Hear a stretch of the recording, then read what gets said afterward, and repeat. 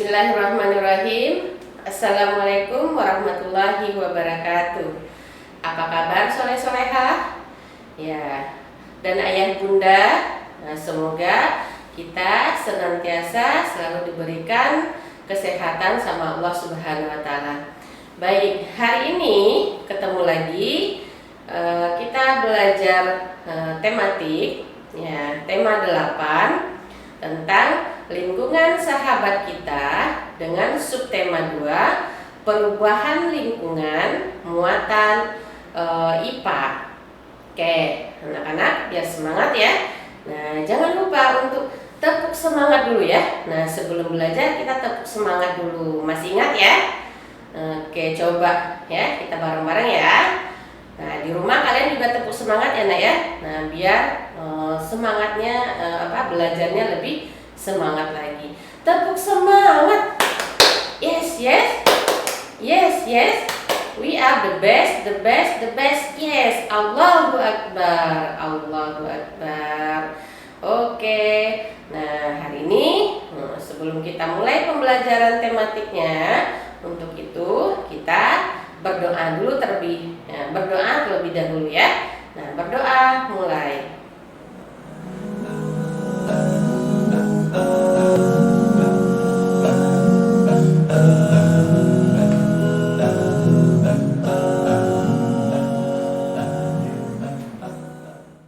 Oke, ya kita akan masuk tema 8 tentang lingkungan sahabat kita, subtema 2, perubahan lingkungan, ya, muatan IPA.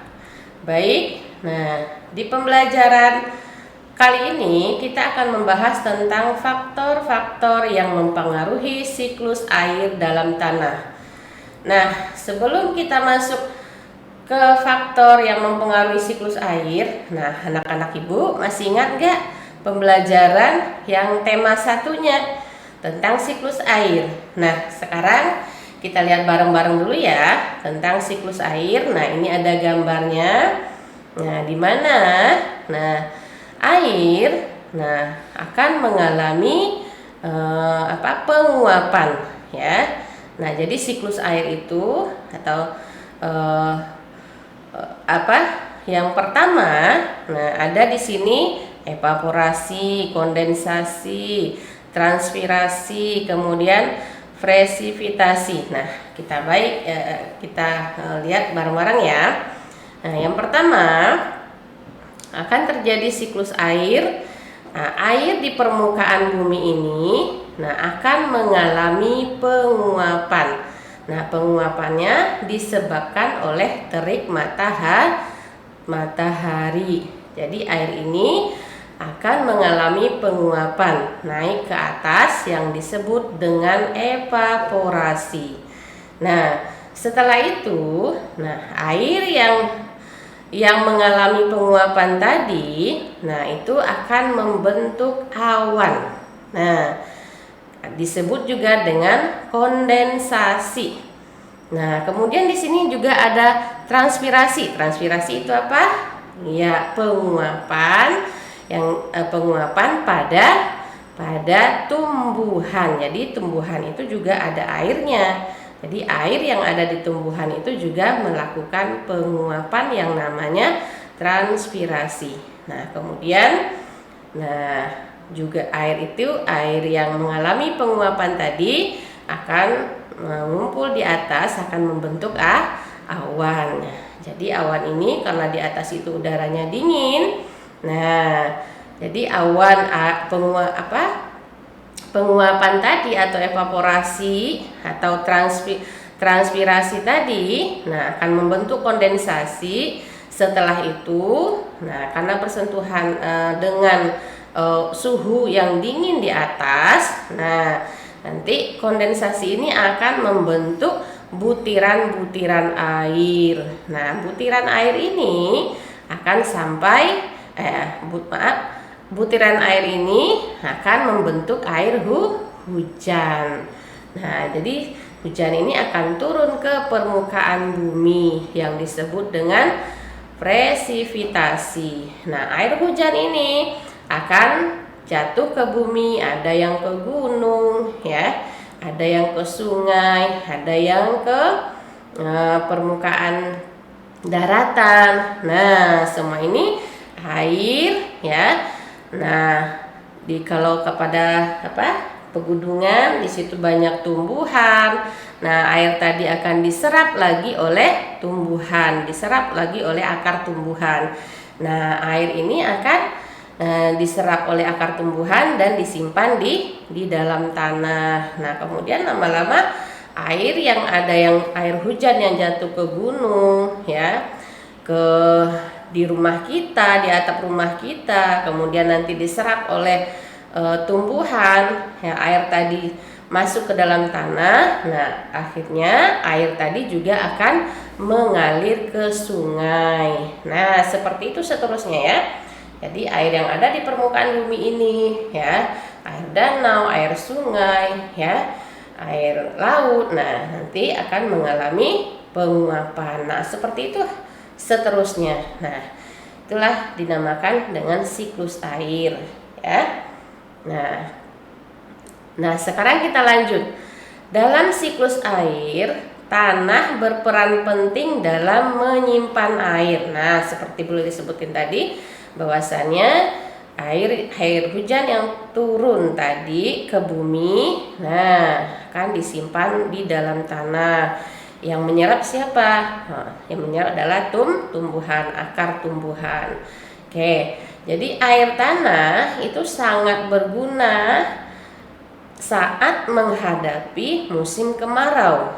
Jadi air yang tersimpan di dalam tanah itu kita manfaatkan saat musim kemarau. Jadi air masuk ke dalam tanah melalui pori-pori tanah yang dinamakan infiltrasi. Nah, jadi air juga masuk ke dalam tanah itu melalui pori-pori tanah yang disebut infiltrasi. Ya, nanti akan diserap oleh akar tumbuhan. Oke, proses infiltrasi akan membawa air tanah kembali ke laut. Nah, seperti yang boleh dijelaskan tadi ya.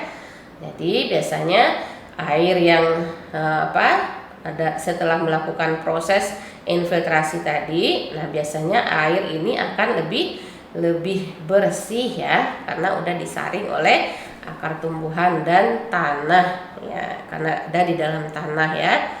Oke, baik, kita lanjut tentang faktor yang mempengaruhi air tanah. Nah, yang pertama adalah, jadi faktor yang mempengaruhi air tanah, yang pertama curah hujan.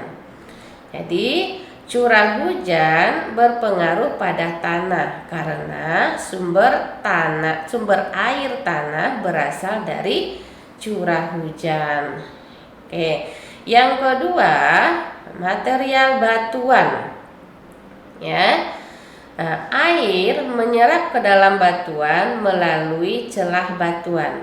Jadi lapisan tanah yang mengandung banyak batuan akan menyimpan air sehingga air bertahan lebih lama di dalam tanah.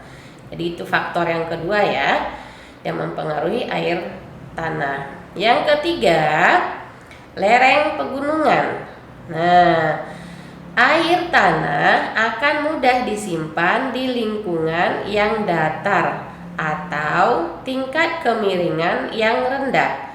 Jika diserap di lahan yang sangat miring, air tersebut akan tetap mengalir sehingga air yang tersimpan hanya sedikit. Jadi air yang tersimpan di dalam tanah itu hanya sedikit. Kalau jika air yang diserap di lahan yang miring. Selanjutnya yang keempat, keadaan tumbuhan atau vegetasi. Tumbuhan berperan dalam mengemburkan tanah sehingga air hujan dapat diserap dan disimpan dengan baik di dalam tanah. Air tanah yang disimpan di daerah pegunungan akan bertahan lebih lama sehingga menjadi cadangan air pada musim kemarau. Ya. Kita lanjut, pengaruh siklus air pada musim kemarau. Jadi dari siklus air yang boleh dijelaskan tadi, ada pengaruhnya pada saat musim kemarau.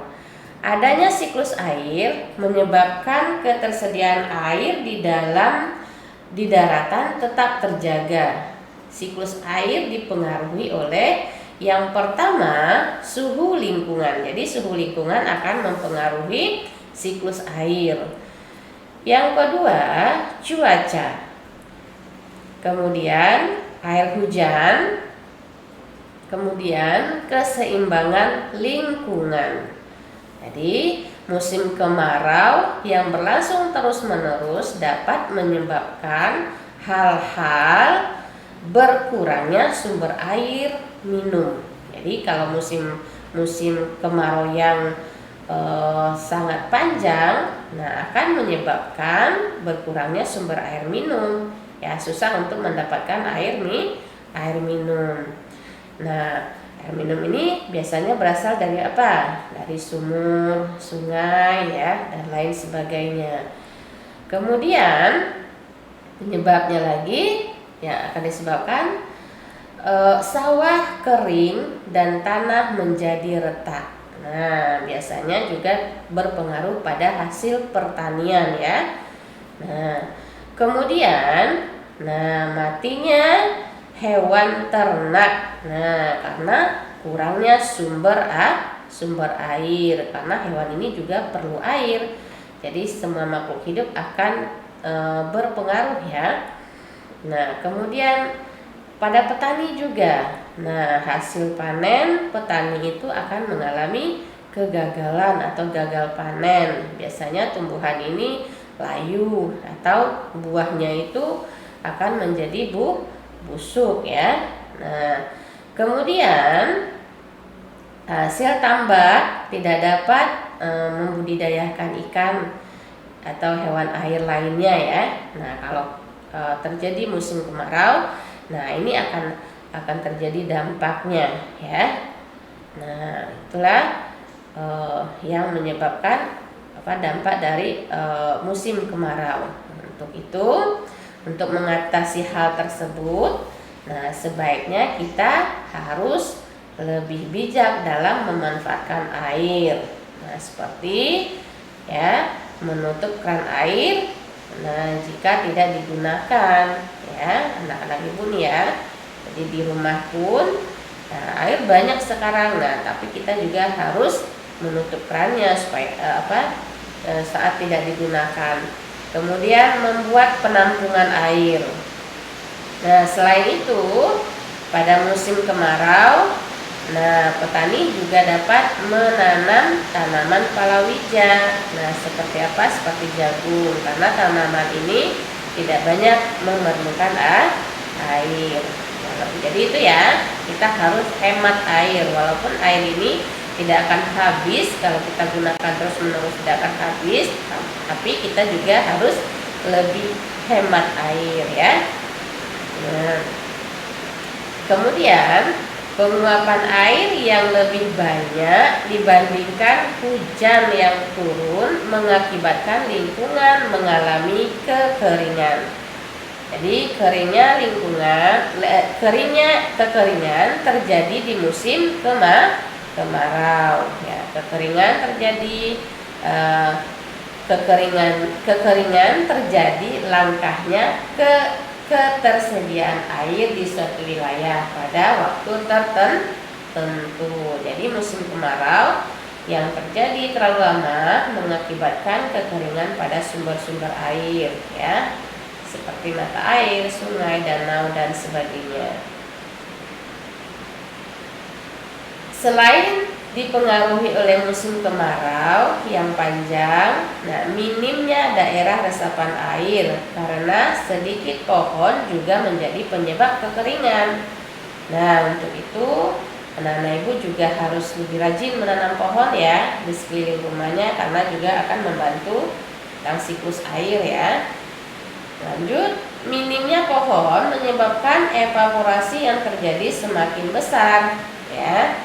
Nah, keberadaan pohon sangat penting. Selain dapat mengemburkan tanah, juga dapat menyerap air hujan dan menyimpan sebagian air tanah sehingga dapat digunakan pada musim kemarau.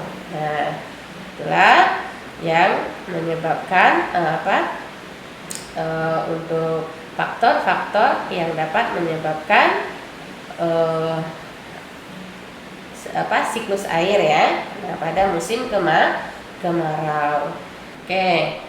Nah, untuk kali ini kita cukupkan dulu sampai di sini materi kita. Nah, semoga anak-anak ibu dapat memahami faktor-faktor yang dapat menyebabkan terganggunya siklus air. Ya, semoga dapat dipahami. Untuk kali ini ya, kita cukupkan sampai di sini. Tidak ada latihan ya nak ya, hanya memahami saja. Oke. Nah, wassalamualaikum warahmatullahi wabarakatuh.